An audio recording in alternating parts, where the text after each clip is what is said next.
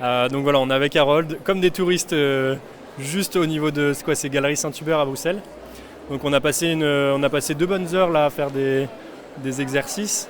Et déjà comment tu te sens, Harold? Comment tu te sens? On va commencer par ça. Je dirais soulagé d'abord, parce que c'était un grand stress avant de savoir si j'allais pouvoir tout faire. Donc je suis super content d'avoir pu tout faire et voilà. Ouais. Donc ça c'est la première sensation. Super. Est-ce que tu peux nous dire un petit peu qu'est-ce qu'on a fait comme exercice? Qu'est-ce qu'on a fait? Qu'est-ce que tu as fait? Parce que moi j'ai pas fait grand-chose. On a essayé j'ai approché pas mal de gens. On a testé plusieurs trucs, par exemple demander des choses impossibles pour s'attendre à un rejet, donc travailler ça. D'autres choses, par exemple travailler le fait d'être bizarre et d'être ok avec, par exemple typiquement s'asseoir, s'allonger même dans un centre commercial au milieu de tout le monde, ou alors crier dans la rue en levant les bras. Donc ça c'était assez intense.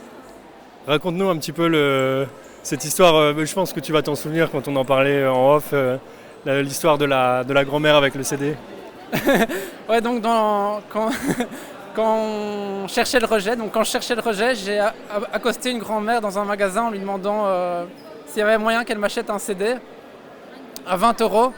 Et elle a longtemps hésité et j'ai dû dire qu'en fait il fallait plus que ça pour qu'elle refuse, parce qu'elle était prête à me l'acheter. Donc voilà, c'était un petit peu awkward comme moment, mais ça s'est bien terminé. Mais tu l'as fait, ouais. Après tout ce que tu as fait là, tout ce qui s'est passé, comment tu te sens? Bien. Je me sens très bien. Là, il y a les gens qui nous regardent, c'est pour ça que... Justement, vous ne voyez pas, je vais tourner la caméra. Voilà, ça fait partie de l'exercice aussi. Ouais. C'est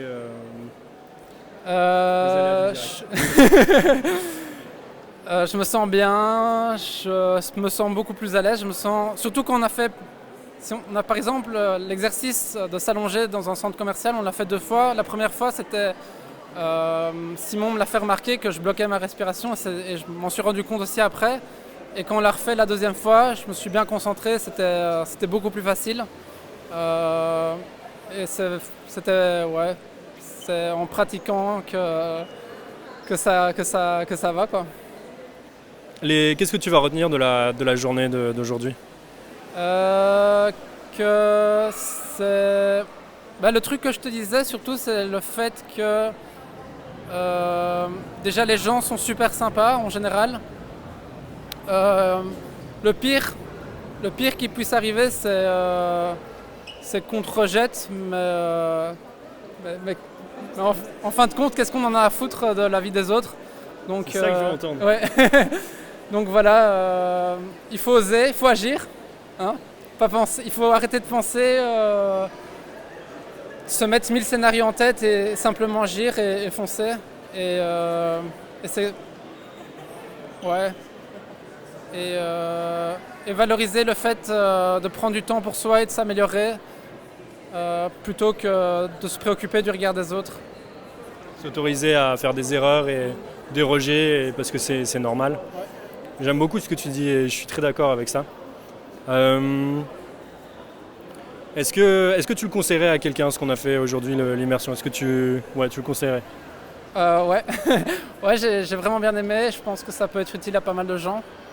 Surtout si vous avez du mal avec le regard des autres, que vous faites beaucoup d'évitement dans les interactions sociales.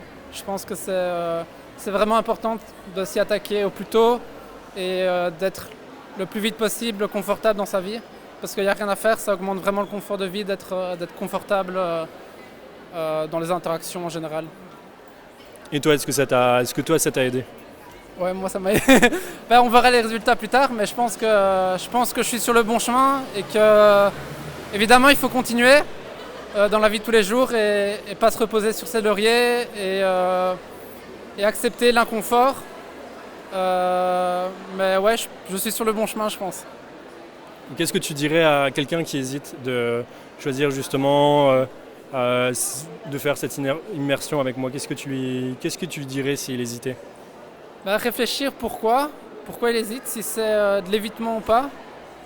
Si c'est de l'évitement, y aller. Je ne sais pas quel conseil on peut donner dans ce cas-là, mais faut pas passer à côté si vous en avez l'opportunité parce que c'est vraiment chouette. Merci Harold.